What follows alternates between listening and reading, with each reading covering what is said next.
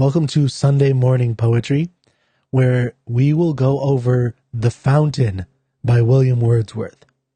Now, if you remember, if you watched or listened to last week's episode on The 2 April Mornings by William Wordsworth, The Fountain is a kind of follow-up, a compatriot. They go hand in hand. There are the Lucy poems with William Wordsworth. These would be called part of the Matthew poems, about a conversation, and this poem is actually subtitled A Conversation, and it's a conversation with a young man. Imagine someone in 20, 21 years old with a much older man, 75, 80, 85. I believe in the 2 April Mornings, Wordsworth says he's 72, or it might even be this one. We'll find out in a second. But, an older man and a younger man having a conversation. Now, one of the things I wanted to open with this time before we go into the poem is something that I touched on last time, and that is the idea of these characters that Wordsworth is interested in. And these are characters that are normally on the outskirts of our consciousness. We don't pay much attention to them. Another way of thinking about them is that they're on the outskirts of society.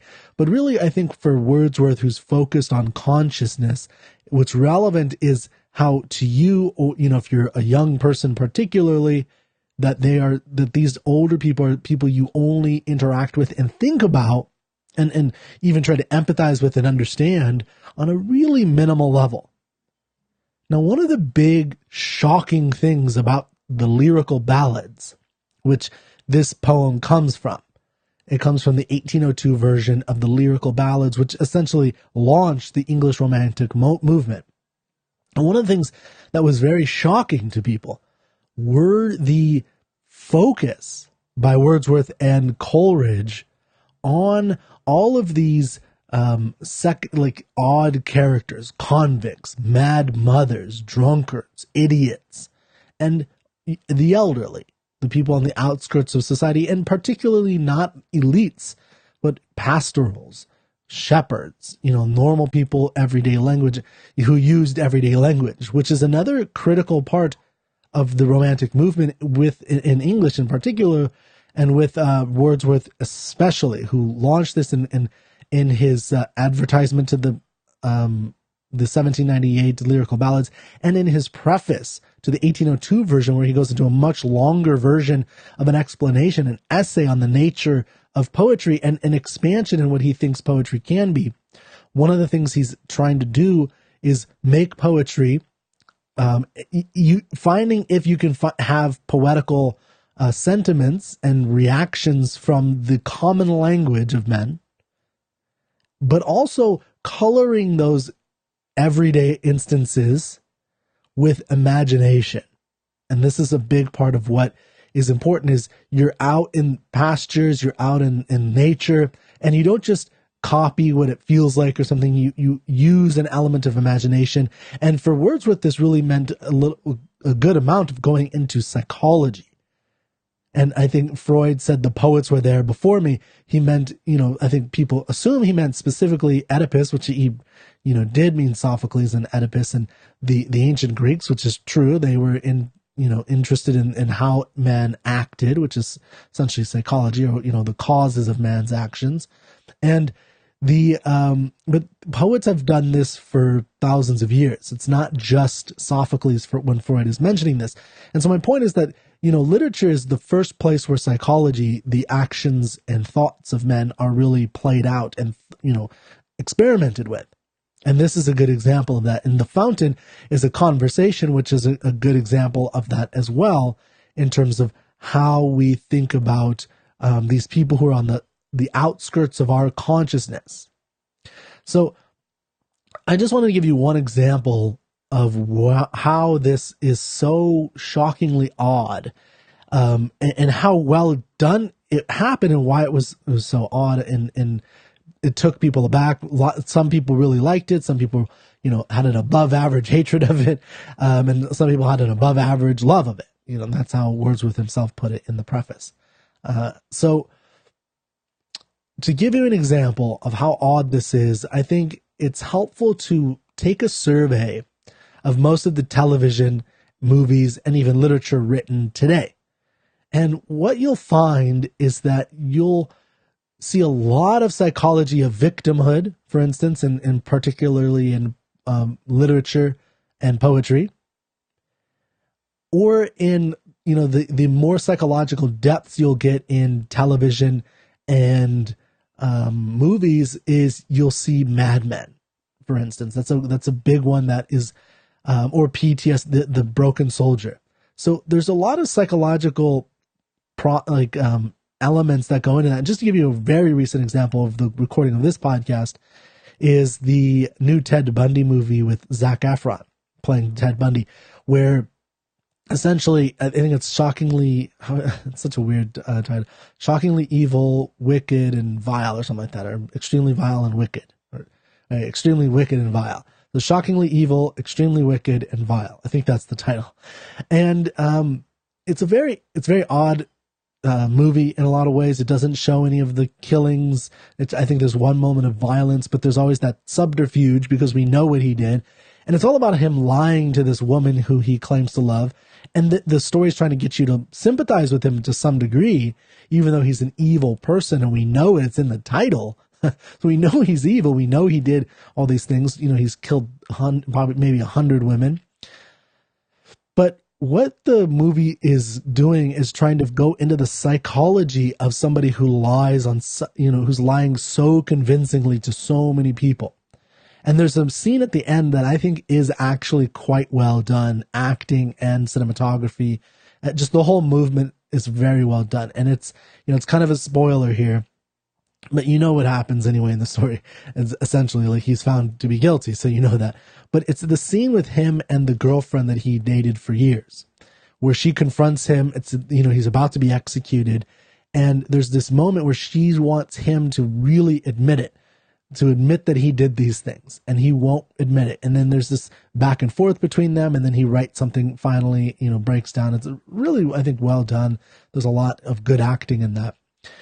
But my point is not, an analysis of this movie, but rather the depths and the abilities that writers and creators have today to go into the psychological depths of a madman, of a psychopath, of a liar. But when we try to go into something like, I think a Steve Jobs or even a superhero, we don't really get an in-depth psychological look at what causes them to do those deeds. So my point is simply that, if you watch any of these Avenger movies or Marvel or even just any hero movie, even like Daredevil, the conflict tends to be around the people in their lives that they're sacrificing for. But there's not a good view, and there is literature that has, good views of I think the Iliad does this, the psychology of the hero and what makes them a hero, why they make those decisions. Essentially, we think, well, we can really understand this madman and the villain and the evil person really well. We can have all these videos and movies and books about this, and evil makes sense to us. Why people do these heroic good things, why people spend their whole lives to build a mega business to make money, but also to provide values for people, they just do it for money. But we wouldn't say the equivalent to that for killers. We wouldn't say, well, they just do it because it feels good. Although that may be part of it. There's something deeper going on with these killers. And so we should ask, well, what's deeper going on with the financial person who's, like Ray Dalio, who's, or Warren Buffett? There's got to be something psychologically going on, and it can't just be about money. I mean, Warren Buffett lives in like a dinky little house, and he's the richest man on the planet. It's like, wait, there's got to be something else a little bit deeper. Steve Jobs didn't even really, and to some degree, enjoy a lot of his wealth because he worked all the time. Why? What drove those people? We don't really have a good explanation, a good delving into these things, psychologically. And, again, I think the flip side is we do with these madmen. And so my point is that in Wordsworth's time, when he was going into these people on the edges of our consciousness, the convict, the madman, that was radically new. And people questioned in general why we would want to learn anything from a convict, or in this case, from a retired schoolmaster who's, very old. So there's a weird thing where people just weren't certain why they should learn anything from that. And it was just odd at that time. Now, of course, that's become more dominant for better and for worse. You know, there's nothing wrong with learning about Mad Men, by the way. I think there's something important about that. But that's a conversation for another time. So I just wanted to give you an idea of how radical, even though in our own time it's not very radical, it seems, blasé. But in the time of William Wordsworth, it was very radical to be focused on these types of characters. Okay, so let's go into the poem. And before I leave this scene real quick, I just want to let you know, please go to troubadourmag.com. If you're watching, it's on the screen, TROUBADOUR mag.com. Sign up for the newsletter. I'll send occasional posts or a video once in a while, but most specifically, you're signing up to get the free magazine where, I hand select the greatest romantic literature or something that teaches us about romanticism in some way of today and of the past. And that's kind of the goal of the Troubadour magazine. Is it's really about great literature in general, but I think romantic literature is the greatest. And, we might put some other schools of thought there just to kind of or other schools of literature, like naturalism or something, just to give us some contrast. But the focus is always to understand and defend romanticism. And there's plenty of it to look at. Okay, so let's look at this poem, The Fountain. So as always, I'm going to read the poem, and then I'm going to go stanza by stanza, and we'll talk about it. The Fountain by William Wordsworth. We talked with open heart and tongue, affectionate and true, a pair of friends, though I was young, and Matthew 72. We lay beneath a spreading oak, beside a mossy seat, and from the turf a fountain broke, and gurgled at our feet. Now, Matthew, said I, let us match this water's pleasant tune with some old border song, or catch that suits a summer's noon. Or of the church clock and the chimes, sing here beneath the shade that half-mad thing of witty rhymes which you last April made. In silence Matthew lay, and eyed the spring beneath the tree, and thus the dear old man replied, the gray-haired man of glee. No check, no stay, this streamlet fears, how merrily it goes. 'Twill murmur on 1,000 years, and flow as now it flows. And here on this delightful day, I cannot choose but think, how oft, a vigorous man, I lay beside this fountain's brink. My eyes are dim with childish tears, my heart is idly stirred, for the same sound is in my ears, which in those days I heard. Thus fares it still in our decay, and yet the wiser mind mourns less for what age takes away than what it leaves behind. The blackbird amid leafy trees, the lark above the hill, let loose their carols when they please, are quiet when they will. With nature never do they wage a foolish strife. They see a happy youth, and their old age is beautiful and free. But we are pressed by heavy laws, and often glad no more. We wear a face of joy, because we have been glad of yore. If there be one who need bemoan his kindred laid in earth, the household hearts that were his own, it is the man of mirth. My days, my friend, are almost gone. My life has been approved, and many love me, but by none am I enough beloved. Now both himself and me he wrongs, the man who thus complains. I live and sing my idle songs upon these happy plains. And Matthew, for thy children dead, I'll be a son to thee. At this he grasped my hand and said, Alas, it cannot be. We rose up from the mountainside, and down the smooth descent. of the green sheep track did we glide, and through the wood we went. And ere we came to Leonard's Rock, he sang those witty rhymes about the crazy old church clock and the bewildered chimes.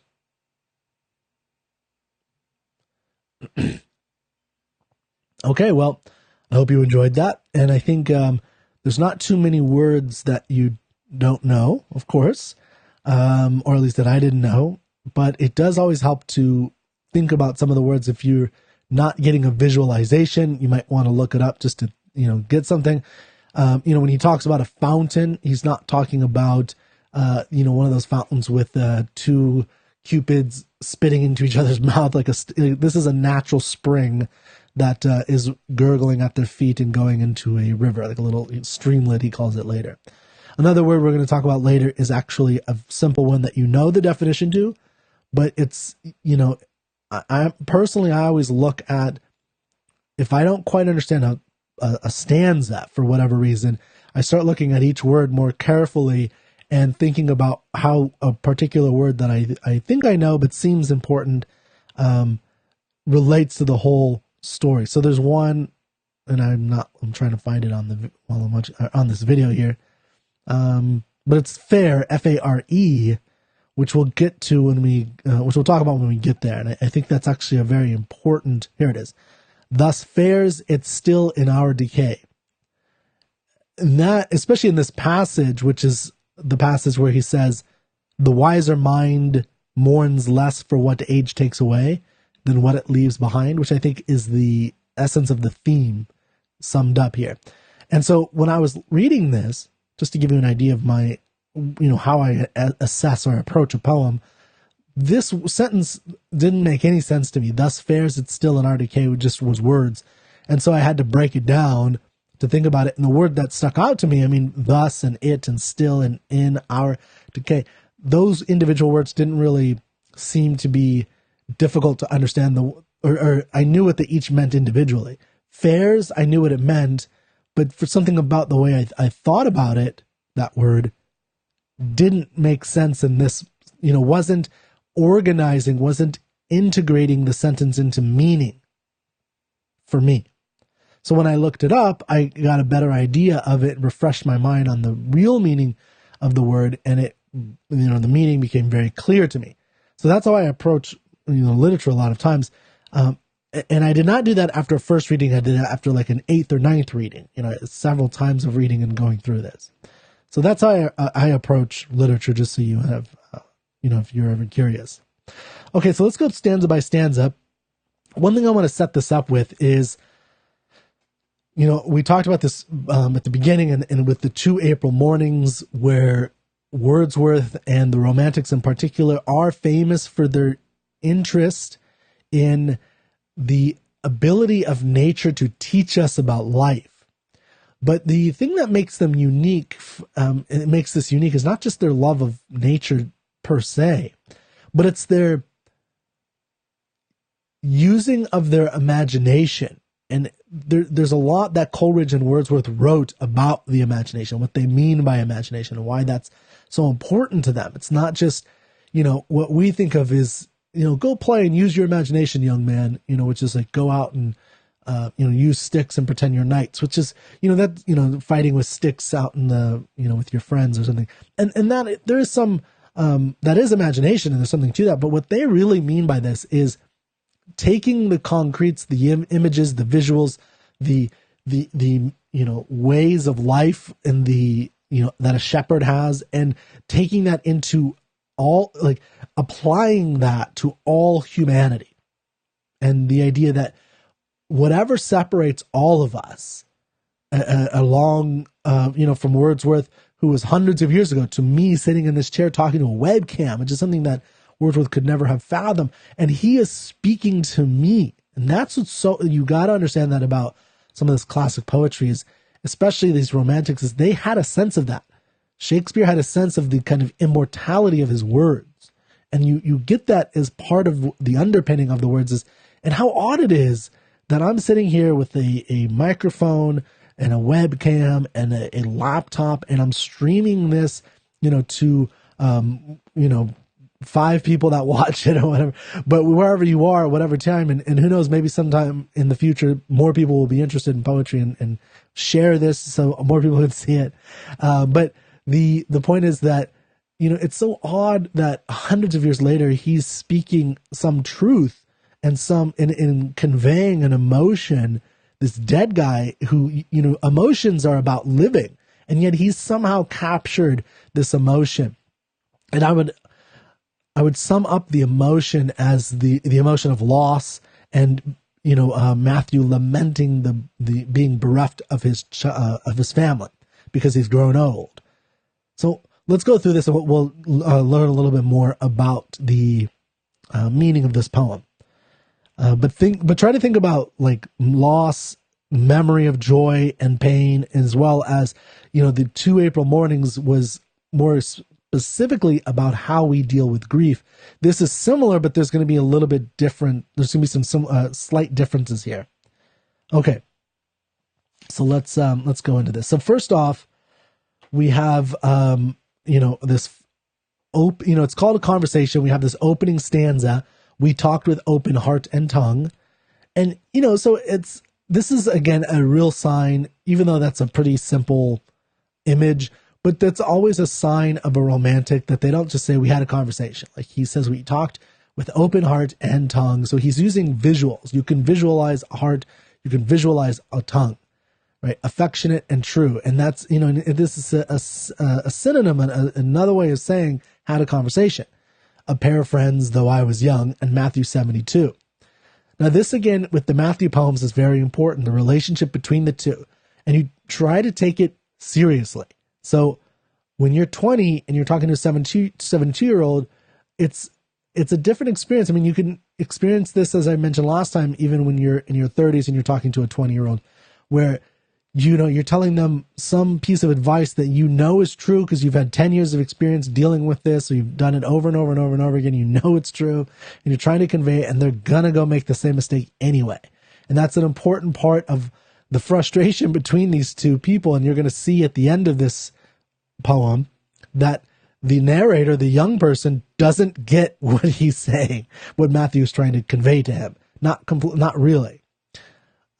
So there is that relationship. And then on the flip side, there's the kind of shock of, you know, Matthew, who's enjoying his time, or excuse me, the young person, the narrator, Wordsworth, who's enjoying his time with this, you know, beautiful spreading oak and a mossy seat, and there's a fountain that's gurgling at their feet. It's like, what a beautiful day it is. And then Matthew just goes, you know, into this really pensive, dark place. It's like, what the hell's wrong with you, man? Calm down. We're just enjoying the day, just experience. But that's a big difference between, you know, a young person who has nothing to draw on from their past and an old person who has all of his life and he's at the very end of his life. Okay, so we talked with open heart and tongue, and so it's the young and the old person. The next stanza is, we lay beneath a spreading oak beside a mossy seat, and from the turf a fountain broke and gurgled at our feet. So Wordsworth here is drawing upon a long history from Roman times in particular to today of these pastoral stories. And this one in particular, if you read the Virgil's Eclogue 1, it's a pastoral between two shepherds, essentially. And if you read that, it's a conversation about being displaced at a time of turmoil in the area. And one shepherd is an outcast to his land after the assassination of Caesar, and the land is being given to the war veterans, the soldiers, who required it in payment for their deeds in fighting. Right? And the other shepherd has been allowed to stay on his land. And the reason is he went to beg to, quote unquote, a youth who is likely Augustus, the new ruler of Rome, to stay on his land. And, this was granted to him. So there is something here again, Wordsworth is drawing from Virgil and this particular eclogue with this poem now, or with this stanza. Now I want to stress that I'm trying to add a little bit of detail for you. You do not need to know that. some books, like the book I have, made reference to the eclogue. I went and read the eclogue, so it's not like I knew that. It was just in the book that I read. But if you like read this and the book that I'm reading, by the way, is Wordsworth and Coleridge, Lyrical Ballads.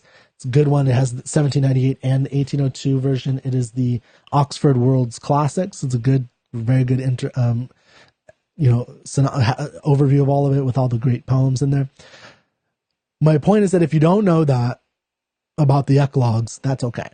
You don't need to know it. It's just I'm trying to add a little bit here for you. So anyway, in the fountain here, two men lay beneath this canopy or a spreading oak. So think of like a cover, a bower. They're just kind of laying in the shade. And there's a fountain kind of gurgling near their feet, and just some pastoral images. And Wordsworth is just setting up this scene, essentially, of what's going on between Matthew and this young narrator. Now, the next stanza. Now, Matthew, said I, let us match this water's pleasant tune with some old border song, or catch that suits the summer's noon. So the narrator, who's young, of course, and happy and excited about the possibilities of life. He's all, how great it is to be young. And he's giddy and young, and he's wishing to sing a ballad, a border song. And, or to even sing the song,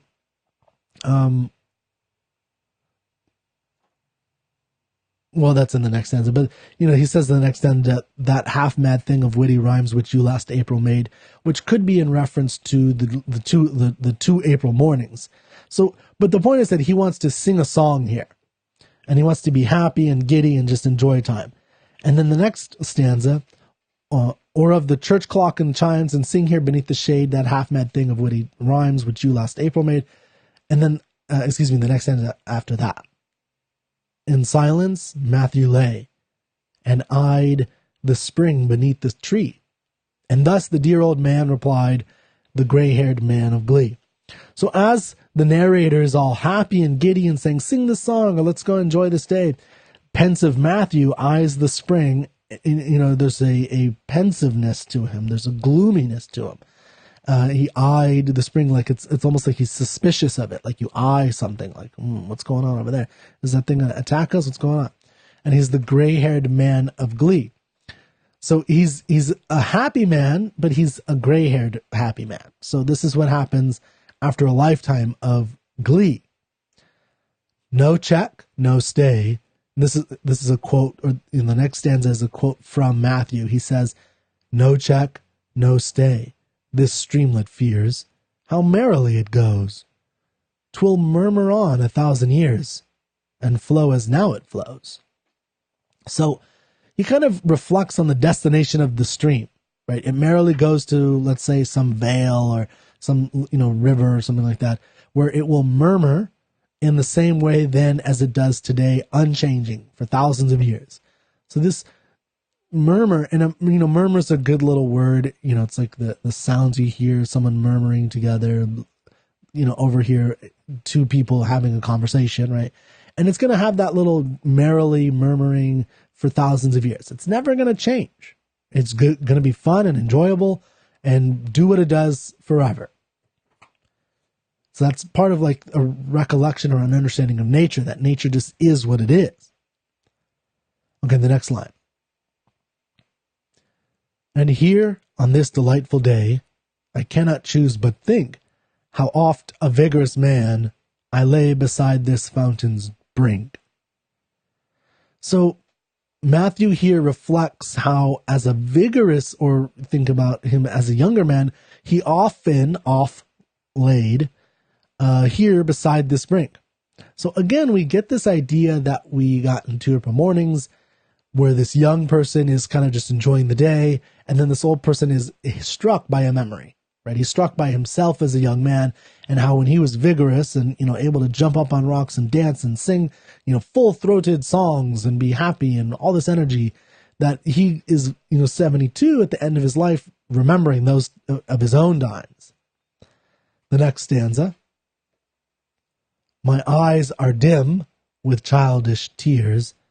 My heart is idly stirred, but the same sound is in my ears which in those days I heard. So this recollection of his own youth brings a tear to his eye, though he has changed greatly, the stream remains. The sound is in my ears, he says, for the same sound is in my ears. So nothing has changed in the world except him, or at least in the natural world. So this is a relationship between the unchanging natural world and himself. And so, he's sad. It's a childish tear. He's sad about this, idea, or there's at least a moment of profundity in his mind that his time is almost past and this stream isn't, right? The stream is going to keep on going forever and forever. And there is something that's different in some philosophies today that, basically announces that there's really not much difference between us. Like when we die, we become a tree and how beautiful. We're just, that's just part of nature. And that's true. But here there is a much more reverence for the consciousness, that the stream just does what it does. He gives some elements of consciousness or some words of consciousness to the stream, like murmurs. And that's what makes it beautiful, is that the murmuring goes on forever. Just like Matthew wishes he could murmur forever in a certain sense, or maybe he doesn't, but there is some view that perhaps it would be nice, or he's saddened by this revelation of the relationship between the changing and the unchanging. But he goes on. There's more to what makes him sad. That's not the only thing that makes him sad. That's the underlying thing. There's something else going on here. The next stanza. Thus fares it still in our decay. And yet the wiser mind, mourns less for what age takes away than what it leaves behind. Now, let's talk about this first sentence before we move into the, I think, incredible quote.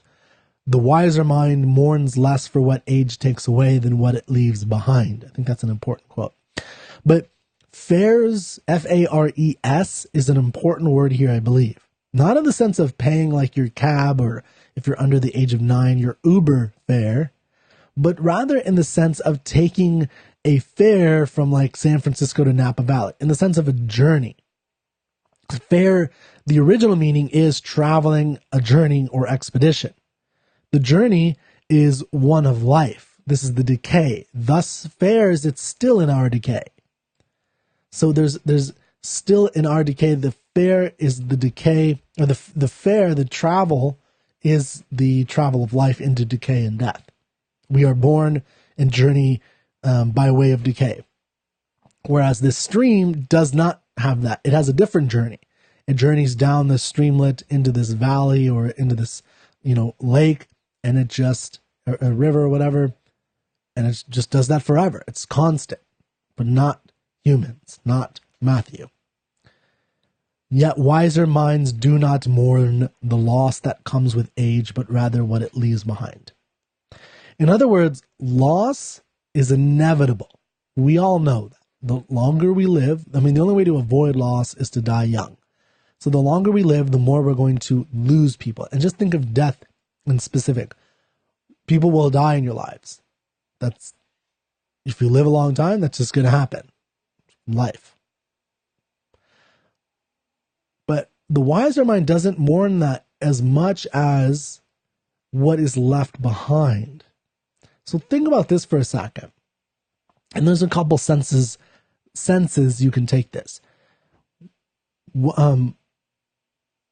So in other words, loss is inevitable, but the tragedy is that what is left behind, what remains with us, is this double sense of joy and grief.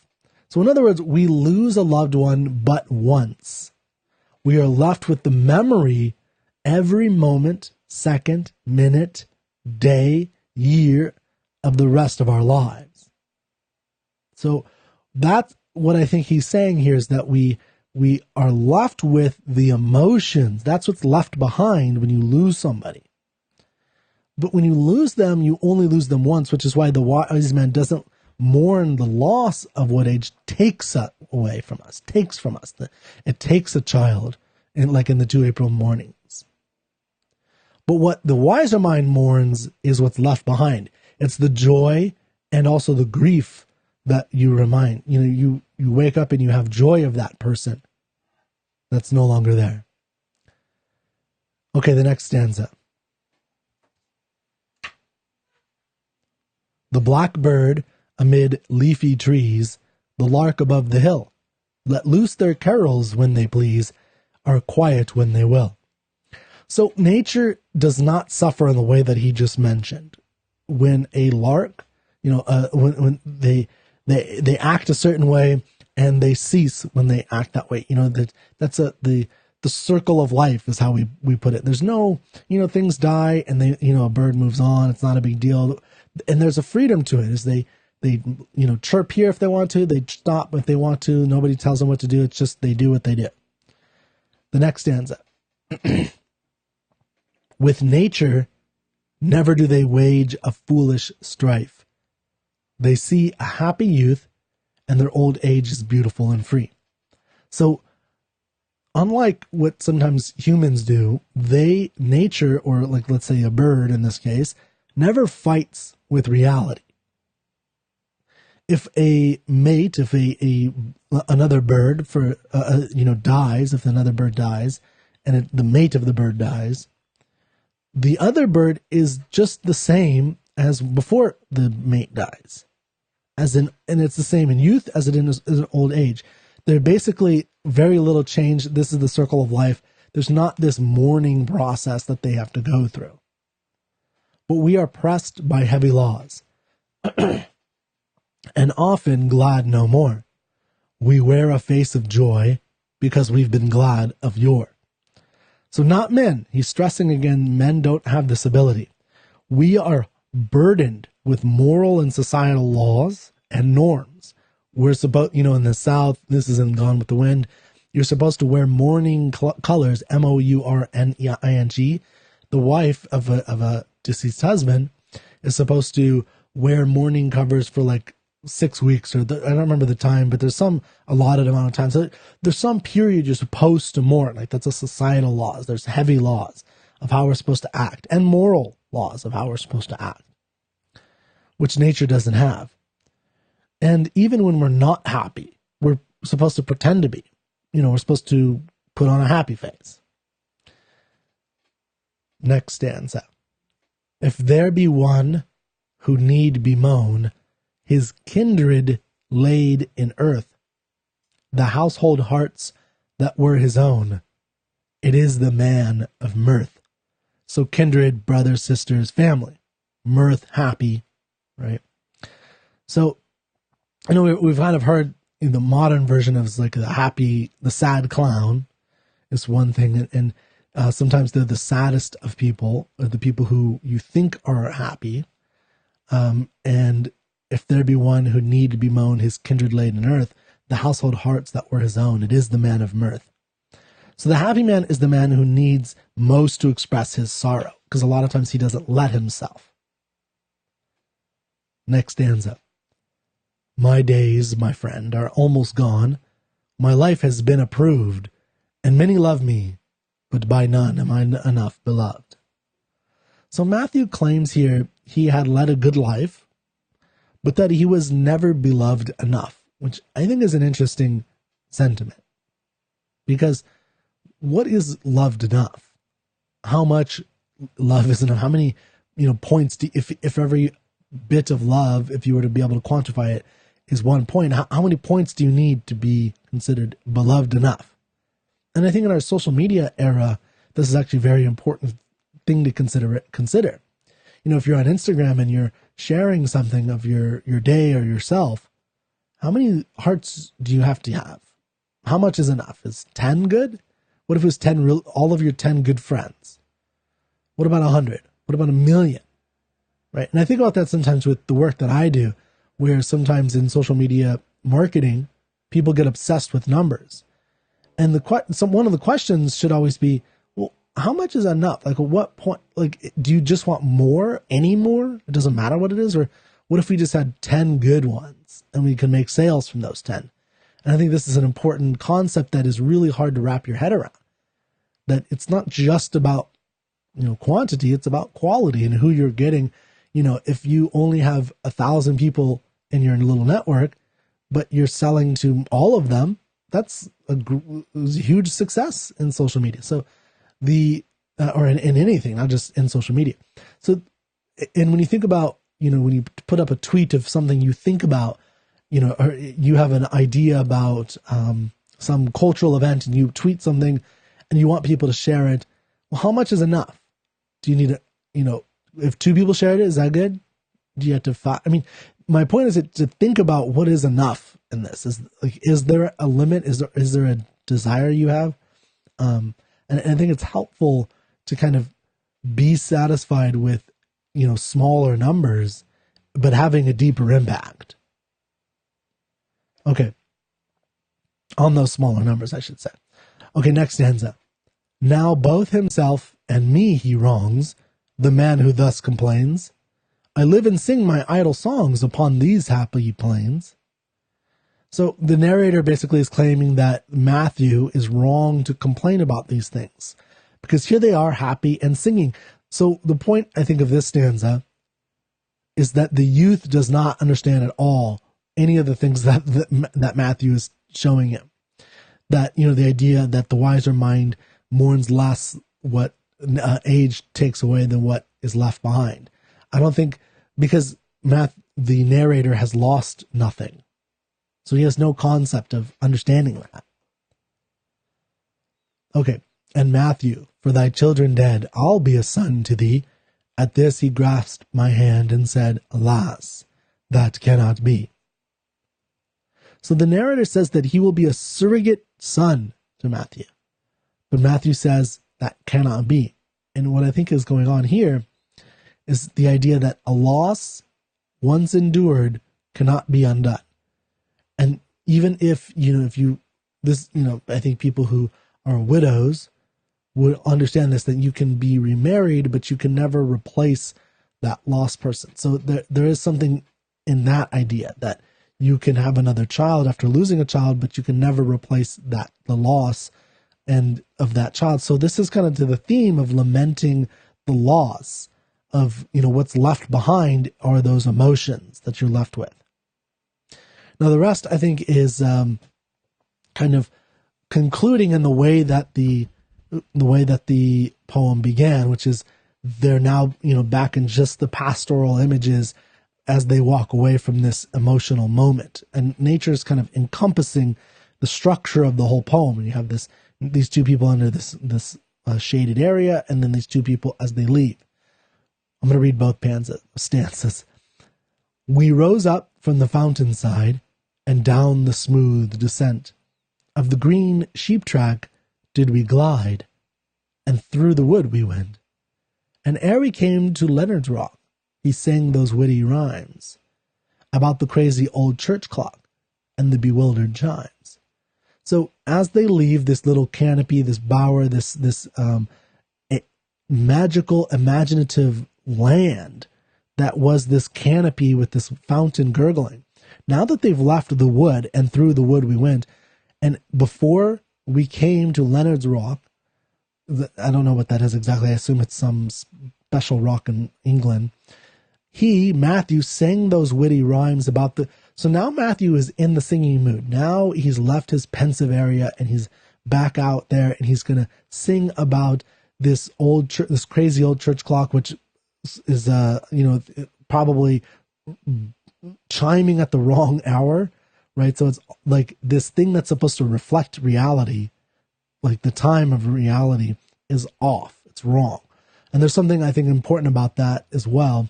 And so in the bewildered chimes. And so Matthew is singing the songs that the narrator wanted him to sing at the beginning. Okay. So I hope you enjoyed the poem, The Fountain. I think it's worth going through several times and seeing what you get out of it. There's a lot going on with, like I said, the structure where they start off And this is what's good about great poetry is there's purpose behind everything. So there's a meter that's going on here, and it's eliciting a certain emotion from you just by the sounds of the words. We talked with open heart and tongue, affectionate and true, a pair of friends though I was young, in Matthew 72. And there's a kind of emotion of this. This is one of the things with poetry that I sometimes struggle with, understanding the emotions that the meter sometimes comes up with. There are explicitly understood and choreographed or documented understandings of how the accents affect our mood and such, and what's a happy versus a melancholy tune and such. This, I think, is trying to be a little bit happier and upbeat in this moment, but then the language and what's actually happening is that it evokes something deeper. And then the structure of the poem is that, they're starting under this spreading oak with this fountain, which is kind of this magical thing. And the thing out in the world impinges, infringes, breaks in on Matthew's consciousness and makes him remember something. And that is critical to this poem. And then, of course, they leave, at the end of the poem, they leave this little bower, and then Matthew is back to the way he was. Okay, so I hope you enjoyed that. Please go to troubadourmag.com, sign up for the magazine. And also, if you're a writer, a poet, or a short story writer, go to troubadourmag.com, go to the More or Submit Now, and it'll take you down to the email address. Also read Clarion Call, which is on the homepage, to kind of get an idea of what we are looking for. So thank you so much for your time, and I'll see you next Sunday.